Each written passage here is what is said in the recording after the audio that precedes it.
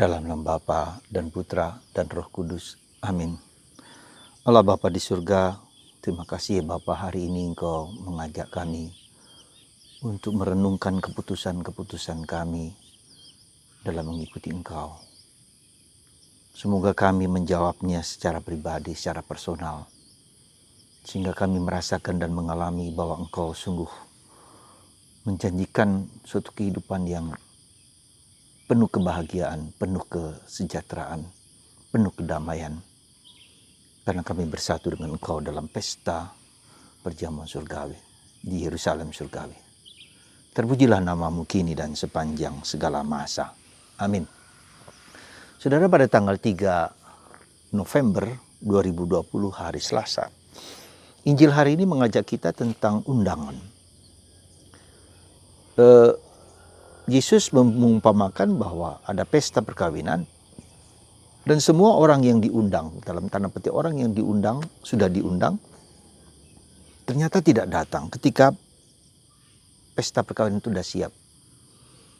Maka sang pemilik rumah mengatakan, udahlah, undang siapa saja untuk datang, entah untuk orang miskin, orang cacat, orang lumpuh, orang-orang yang tidak diundang tapi diminta datang. Mereka yang diundang tapi tidak datang memberikan berbagai macam alasan, berbagai macam alibi. Dikatakan bahwa mereka baru saja menikah, mereka baru saja membeli sapi, baru saja apa saja alasan yang diberikan. Dan dalam perumpamaan itu Yesus mengatakan rumah pestaku harus penuh, maka diundang siapa saja. Ya, orang-orang yang sebetulnya tidak layak dan mereka datang. Saudaraku yang terkasih dalam Kristus, ini apa maksudnya? Bahwa hidup itu adalah suatu undangan tapi juga suatu jawaban. Ya, sekali lagi, hidup itu suatu undangan tapi suatu jawaban. Undangan apa? Pernahkah kita merasa bahwa kita diundang oleh Tuhan? Mungkin ini pertanyaan yang fundamental dulu. Pernahkah aku merasa bahwa aku diundang oleh Tuhan ya, untuk masuk dalam perjamuannya? Sebab kalau ini tidak sadar dan kita tidak tahu, maka ya sudah, kita tidak menjalankan hidup seenak kita atau semau kita, atau ya udah jalan aja. Hidup adalah hidup. Untuk apa di dunia ini? Untuk mengapa saya di dunia ini? Saya nggak peduli. Jadi ini sikap yang seringkali justru lebih banyak orang yang nggak peduli, orang acuh, orang cuek bebek, nggak peduli apa saja. Sudah jalan aja. Orang hidup lahir, besar, menikah, mati, selesai. Jadi ada proses yang, jadi tidak sadar bahwa ada sesuatu, bahwa dia diciptakan oleh Allah. Bahkan kalau boleh dikatakan, orang tidak percaya bahwa ada sang pencipta yang menciptakan saya.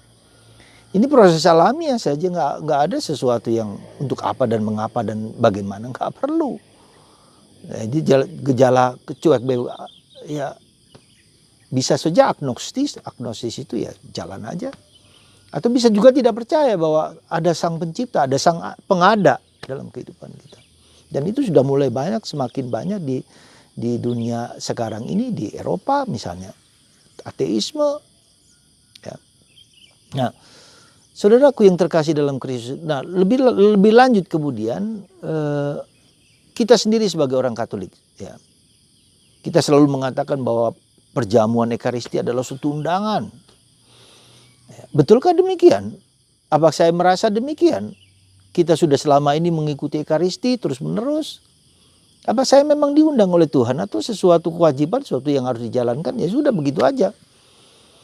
Ya. Nah, mungkin dengan COVID-19 ini, pandemi ini mengajak kita untuk memang ada maknanya gak Ekaristi itu bagi saya? Memang apakah Tuhan sungguh-sungguh mengundang saya dan ingin menjanjikan kebahagiaan, ingin menjadikan kedamaian, dan saya bertemu dengan Tuhan Yesus?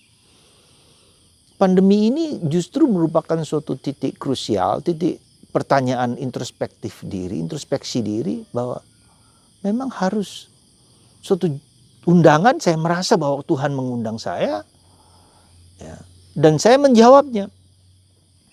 Ada kemungkinan juga orang merasa bahwa diundang tapi dia nggak menjawab. Ya, bagaimana itu terjadi? Bisa saja terjadi. Ya mungkin dia merasa bahwa setiap kali misa dan seterusnya karena kewajiban dan seterusnya, tapi tidak ada personal response, tidak ada jawaban pribadi, sehingga apa yang kau alami di gereja, apa yang kamu alami selama ini dengan Ekaristi, apa yang kamu alami, enggak ada, nothing happen. Bisa jadi begitu.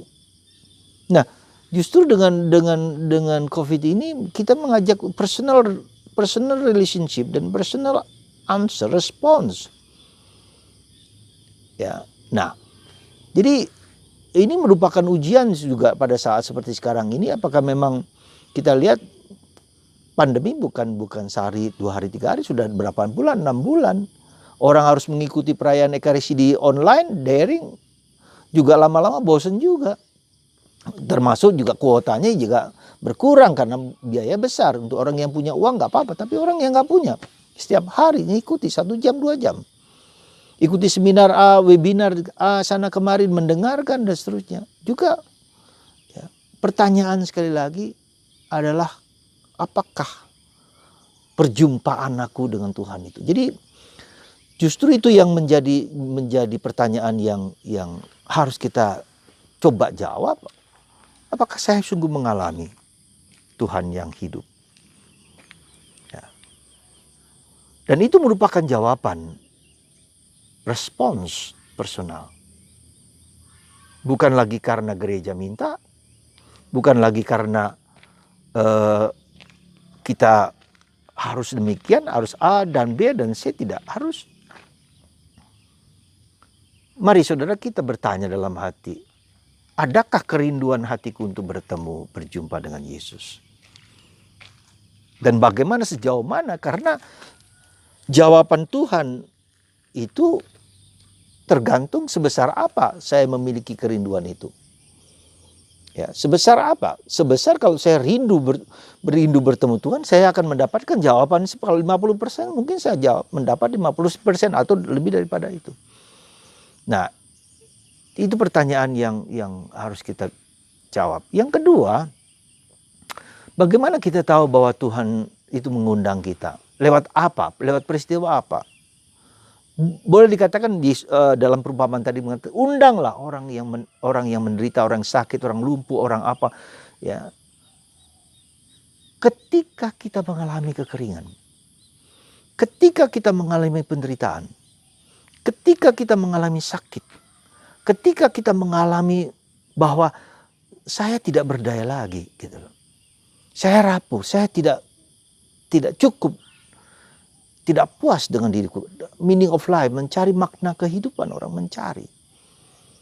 Ya. Disitulah kita butuh Tuhan, gitu loh. Ketika kita butuh Tuhan karena saya sendiri sudah tidak mampu, tidak berdaya. Ya. Jadi saudaraku terkasih, ketika orang mengalami titik-titik demikian, titik-titik zero katakan, titik-titik kerapuan malam gelap, ya, ketidakberdayaan hubungan suami dan istri, hubungan anak dan orang tua, semua kacau balau. Jadi jangan dikira bahwa di rumah-rumah kita itu ya setiap hari bertemu dan seterusnya bukan sesuatu kegembiraan seringkali, tapi sesuatu yang malapetaka karena berjumpa setiap hari, karena bertemu di setiap hari, dan juga karena apa? Karena mengerti kelemahan masing-masing. Orang tidak bisa bersembunyi lagi dengan kelemahan-kelemahan itu. Keaslian diri orang itu. Nah, di situ kita belajar menerima diriku sendiri, belajar menerima suami, istri, anak-anak, satu sama lain. Dan itu menjadi konfrontasi yang bisa pecah, bisa kacau, bisa galau. Tapi juga bisa menyatukan orang. Ya. Nah, itulah sebetulnya undangan. Maka prinsip apa ketika kita merasakan pengalaman di titik zero itu? Yaitu kerendahan hati. Maka dalam bacaan pertama hari ini sangat terkenal surat Paulus kepada umat di Filipi bab 2 ayat 5-11. Hendaklah kamu dalam hidupmu bersama meniru meneladan Yesus, yang adalah Allah menjadi manusia, turun ke bawah seturun-turunnya, serendah-rendahnya dengan menjadi abdi, menjadi abdi, menjadi hamba, menjadi lalu mati di salib. Dan karena itulah maka dia ditinggikan. Nah, jadi saudaraku yang terkasih dalam Kristus, dalam undangan itu ada sikap yang saya kira sangat fundamental yang harus kita sadari, adalah sikap kerendahan hati. Tanpa itu kita akan mengalami kesulitan-kesulitan besar dalam diri kita, dalam relasi kita. Ya, dan memang sebetulnya kerendahan hati itu sesuatu yang harus, yang wajib. Ya, karena seringkali justru juga tidak jarang orang yang sakit, orang yang menderita tetap sombong. Nggak perlu saya ke dokter, nggak perlu saya ke gereja, nggak perlu saya butuh orang lain, nggak perlu saya butuh romo untuk konsultasi, untuk bimbingan. Nggak perlu, untuk apa? Ya, justru di saat-saat kritis seperti itulah, saudaraku, ya, kita dengan penuh kerendahan hati bersujud kepada Tuhan, tunduk kepada Tuhan, minta bantuan orang-orang yang mungkin bisa membantu kita dalam hidup itu. Ya, disitulah, saudaraku, terjadi keselamatan, terjadi keindahan dalam hidup. Tuhan memulihkan kehancuran, ya, kedegilan hati kita ketika kita rendah hati, sujud menyembah kepada Tuhan. Saudara, disitulah undangan sebetulnya. Undangan Tuhan itu supaya kita menjadi lebih baik, menjadi lebih kudus, menjadi lebih suci, ya, menjadi lebih kaya dalam menjadi lebih kaya di dalam kehidupan ini. Ya. Bukan kaya dalam hal materi, tetapi kaya dalam keutamaan-keutamaan. Saudara, undangan Tuhan adalah undangan yang harus kita jawab secara pribadi, secara personal. Anda mau? Anda tidak mau? Jawablah. Tergantung kita sendiri. Tergantung Anda sendiri. Seperti kata Yesus, rumahku harus penuh. Saya masih ingat kisah cerita tentang Santa Teresa Avila. Dia mengeluh kepada Tuhan ketika Tuhan mengajak dia pergi ke surga. Ternyata di surga tidak banyak orang. Tidak banyak orang. Loh, kok kenapa tidak banyak orang di surga? Padahal begitu bahagia, begitu luar biasa. Tapi ketika di neraka ditunjukkan begitu banyak orang. Lalu Tuhan, mengapa terjadi demikian? Kenapa orang tidak mau masuk surga? Jadi tidak selalu mesti orang diundang dalam perjamuan itu mereka mau, belum tentu. Ada berbagai macam alasan-alasan yang seringkali dibuat. Dan begitu. Jadi ketika Tuhan menawarkan kebaikan, kedamaian, tidak selalu kita mau. Karena ada kesombongan, karena ada dosa. Apa saja bentuk dosa? Kesombongan, kemalasan, iri hati, cemburu, ya, kikir, serakah, ya, mabukan dan seterusnya. Itulah yang menghambat kita untuk berani butuh Tuhan, ya, butuh keselamatan daripadanya. Semoga kita butuh Tuhan, kita rindu Tuhan dalam hidup kita.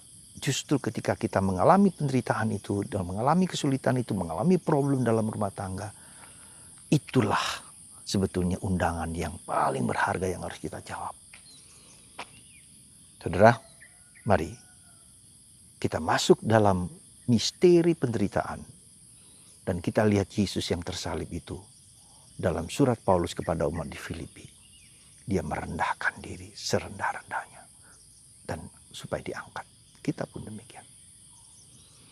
Tuhan memberkati Anda supaya Anda tabah kuat dalam segala penderitaan yang Anda alami setiap hari. Apapun juga, Tuhan memberkati Anda dalam nama Bapa dan Putra dan Roh Kudus. Amin.